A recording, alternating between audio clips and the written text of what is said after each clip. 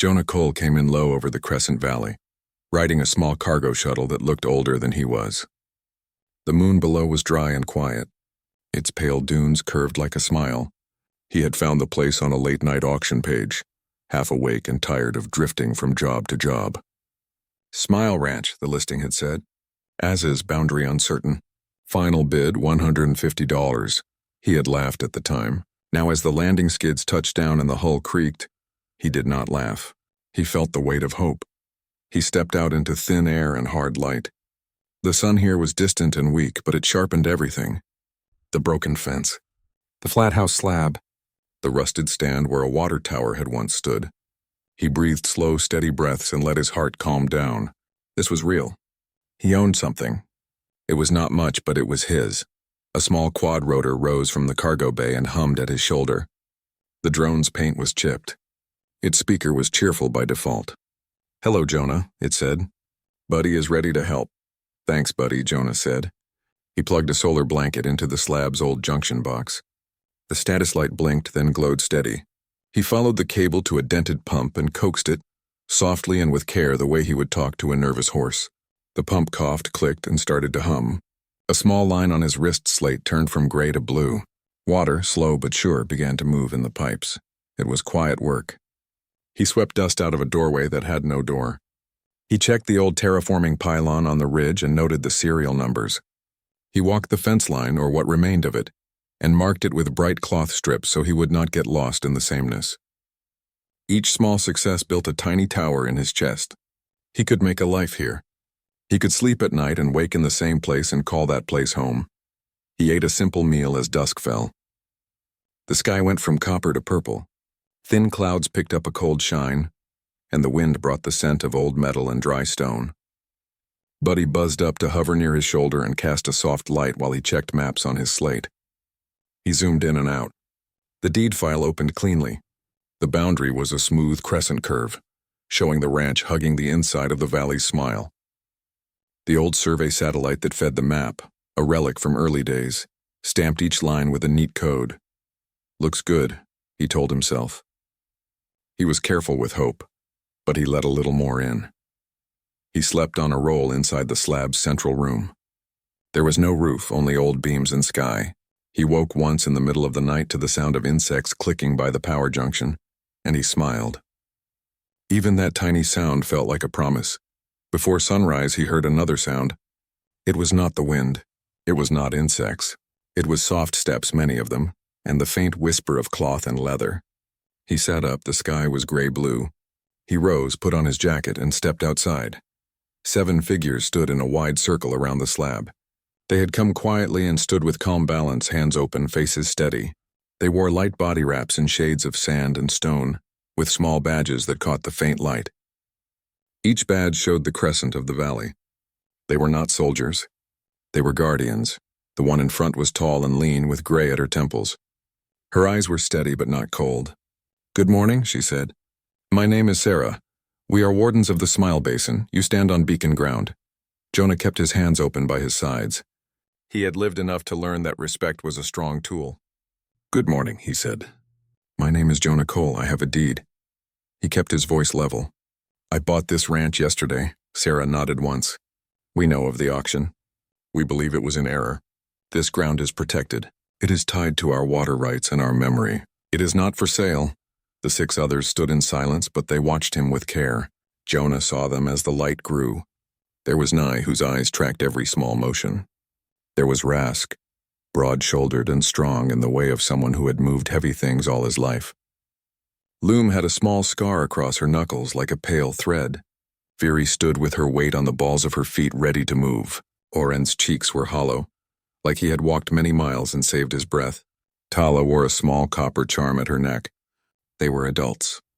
They were disciplined. They were not here for a fight. They were here for truth. Jonah nodded and lifted his wrist slate slowly. "May I show you the file?" he asked. "You can look at it with me." Sarah gave a small gesture with 2 fingers. It was a sign to be calm. "You may." Jonah sent the deed to the slate's public display. The file floated above his wrist as a simple projection, easy to read in the early light. It showed the parcel, the crescent curve, The old satellite source, the auction hash, the timestamp, and the bid history. He braced himself for anger and accusation. Instead, Sarah stepped forward and so did Tala. They looked at the lines with careful attention. Tala tapped a point near the southern ridge. "Our beacon shows a different mark here," Tala said. Her voice was patient.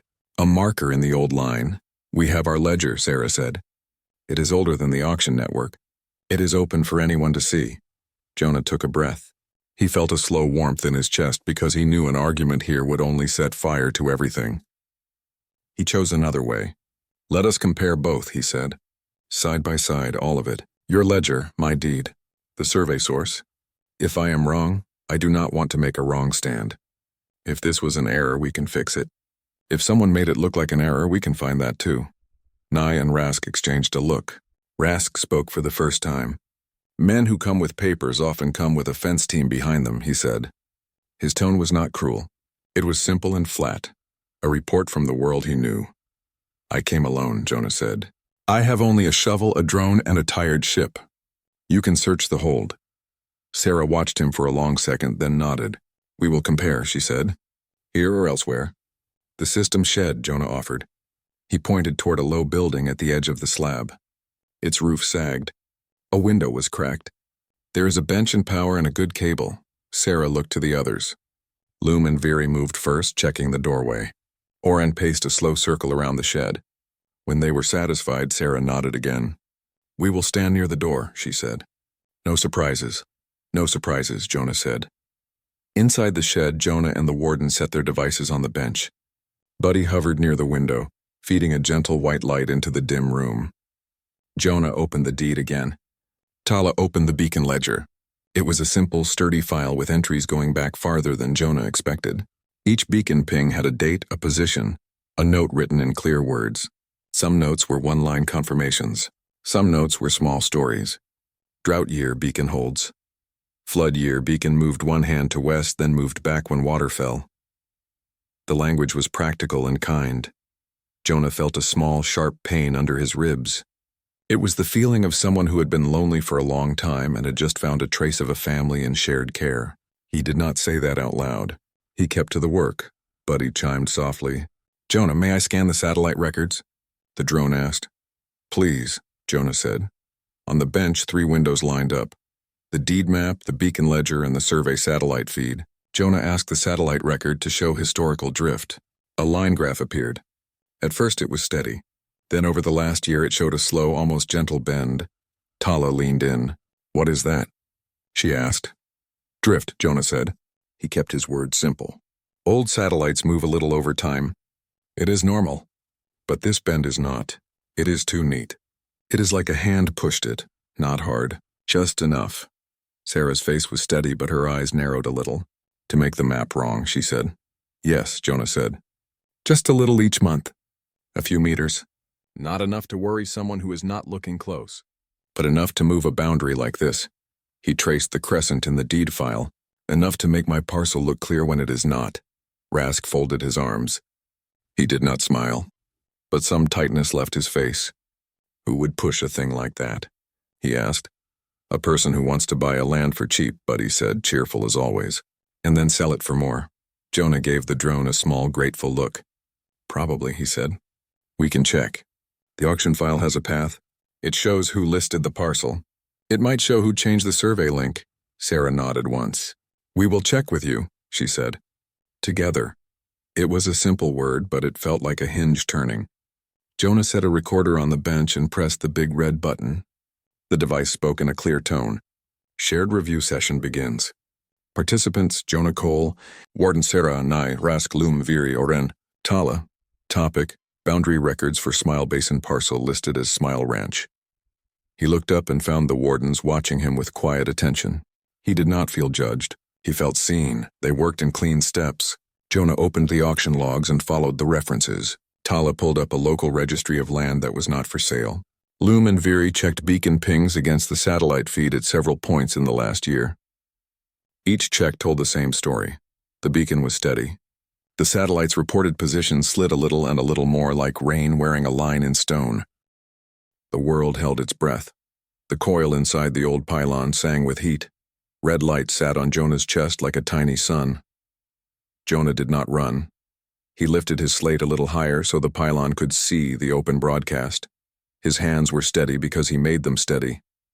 The wardens held their places in the doorway. No one shouted, no one rushed. The air hummed. "Buddy," Jonah said in a calm, even voice, "start the token handshake.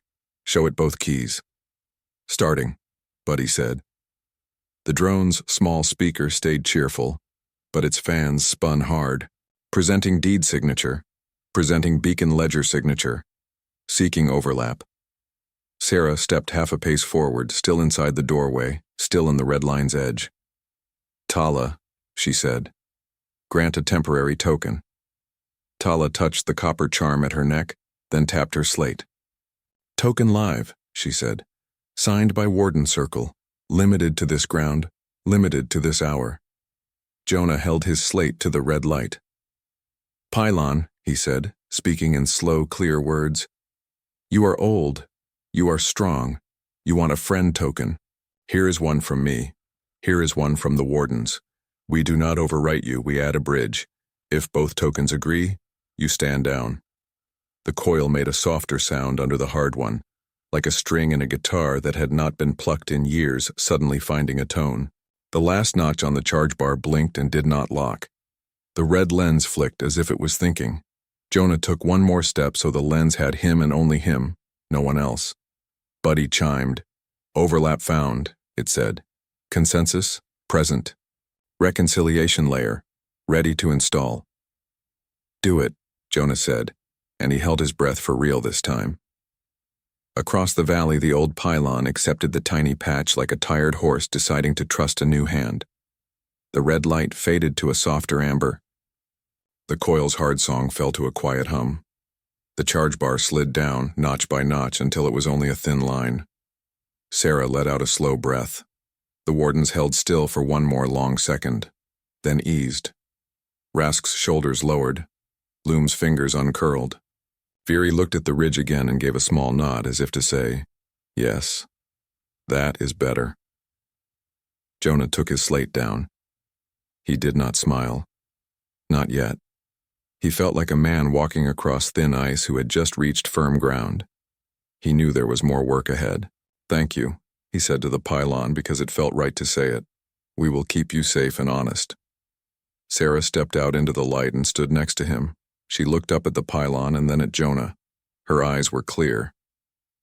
"You risked yourself," she said. "I turned it on," Jonah said. "It was my job to turn it soft again." They went back into the shed. The air inside still held the faint smell of old oil and dust. The recorder on the bench blinked a small green light to show the session was still live. Jonah checked the patch report and set the pylon to contested mode. That way, it would not accept any single key in a hurry. It would ask for two, and it would wait for agreement. He did not remove the old rules. He added a bridge between them. "That is a good change," Tala said, reading the status. "You do not wipe our way. You do not erase your way. You make them meet." Jonah nodded. "Two eyes see better than one," he said. "Even for machines." They resumed the review. With the immediate danger down, they could think again. Buddy showed the slow bend in the satellite drift one more time. The curve was too neat, too patient. The auction log still pointed at Merritt at the Consolidated Frontier Exchange. Sarah tapped the bench with one finger. "We will speak to Merritt now," she said. "On open band with session record." Jonah nodded. "If he is honest, he will help us fix this," he said. "If he is not, he will hear many voices." Sarah pressed the call. The speaker crackled. After a short pause, a clear, pleasant voice answered. "Consolidated Frontier Exchange, Branch 6, the voice said. "Merritt speaking. How may I help you on this good morning?" "This is Warden Sarah," Sarah said. "We speak from Smile Basin. We are joined by Jonah Cole. We are in a shared review session. You are on record." A small pause. Jonah could almost hear Merritt sit up a little straighter. "Ah," Merritt said. "Yes, Smile Ranch. A very small listing. It cleared yesterday. Congratulations to the buyer." "The listing should not have cleared," Sarah said. Her tone stayed even. This is beacon ground. It is protected. We have a ledger. The boundary on your map is wrong. Boundaries are what the map says they are, Warden, Merritt said, still pleasant. Our source is the survey satellite for that sector. Very old, yes, but the network applies corrections. Jonah slid the drift graph to the public display. Your source shows a slow bend, he said, keeping his words plain. It is not natural. Someone pushed it just a little month by month. That push placed protected ground outside the line. The listing used that wrong edge. Sir, Merritt said, and there was a faint new edge under the pleasant tone. You are making a large claim. We are showing you the data, Sarah said. Beacon pings are steady across many years. Your satellite line walks away in the last year. The walk is neat. Too neat. We ask you to look. There was another pause. Keys clicked on Merritt's end. Files opened and closed. The bench speaker hissed softly. Buddy flashed a little light to show it was recording all of it, timestamps and all. I see the bend, Merritt said at last. But drift happens. Drift does, Tala said. This is not drift. This is a held breath. It waits, then moves the same amount again and again. It is like a hand. Jonah kept his tone mild. We are not angry, Merritt, he said. We want to fix this. Your exchange can earn trust if you help. If you push back without looking, people will hear that too. Merritt did not answer right away. When he spoke, the pleasant tone was back, but with more weight. I will open an integrity check on the listing, he said. We will freeze the sale while we look. Buyer, do you accept a hold? I accept a hold, Jonah said. And I offer my logs to you. Wardens, do you accept a hold? Merritt asked. We accept a hold, Sarah said, and we offer our ledger to you. Very good, Merritt said. Please share your sources on this channel. I will also contact the survey network to ask about control signals to that satellite for the last year. Thank you, Sarah said. They sent the files. The recorder blinked a little faster, as if even the machine felt the pace pick up. Jonah watched the status lights. He had been around long networks enough to know that hold could mean, we will stall until the loud ones calm down. He chose not to let that happen. Merritt, he said, I also ask that you attend a local review call in 3 hours. We will have other listeners. The pylon at the ridge is now set to contested. It will not let anyone force a change. The people here will hear what you say. Silence again. Then a soft sigh that the mic almost did not catch. All right, Merritt said. I will attend. 3 hours. The call clicked off. Rask leaned on the bench, arms folded. He did not like that, he said, but not with triumph, just a plain note. He will be careful now, Sarah said. Good. Care is what we want. They had 3 hours. They used them well. Jonah climbed the ridge with Rask and Viri to check the pylon's cables and give the housing a gentle cleaning. He explained the patch in simple words. This is a bridge, he said, showing the small code block. It does not change the heart. It lets 2 voices speak at the same time. Rask nodded. 2 eyes, he said, and his mouth almost smiled. Down in the shed, Tala and Loom cross-checked beacon logs with weather notes. They found an entry from many years ago about a flood and the way the water had carried stones to a new bend. They tagged it. Sarah stood at the doorway and spoke with 2 more wardens who had arrived from the north bank. Oren walked the oval of land again with slow steps, marking places where old pipes crossed the surface, making sure no one would trip in the coming meeting. Jonah took a moment to stand alone beside the slab. He looked at the simple lines of his new life, a pump, a fence, a shed, an old pylon on a ridge. He had come to make a home. Instead, he had walked into a knot, but he did not regret stepping here. The knot could be untied. He felt that now. Buddy hovered up to eye level. Jonah, the drone said, you have dust on your sleeve. Jonah brushed it off and laughed once quietly. Thank you, buddy. When the hour came, they set a simple circle of stones in front of the shed and used it like a hall. The recorder sat in the center. The pylon watched with its new amber eye. A few families from the valley came and stood at the edge, quiet and attentive. People liked to hear truth, even if it was about maps and logs. Merritt joined on time. The speaker crackled, and then his voice came through, formal and careful. "This is Merritt from CFE Branch 6, he said. "I have updates." "Speak," Sarah said. "We found control signals," Merritt said. "They came from a private relay near your sector. The relay belongs to a shell company.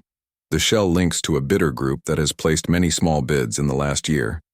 The pattern is not good. We will move to nullify sales tied to these signals." Soft sounds moved through the gathered people. Jonah did not turn. He kept his focus on the call. "We are sorry," Merritt said, and his tone was less polished now, more human. "We should have seen this. We move a lot of goods. We missed a careful hand that pushed a small thing again and again. We will offer remediation. The buyer will be made whole. The protected land will be marked again." Sarah spoke without sharpness. "Words are a start," she said. "Acts are better." "Agreed," Merritt said. "We will send a team to help you mark the beacon line with new nodes that listen to both your ledger and our survey source, like the bridge Mr. Cole has made.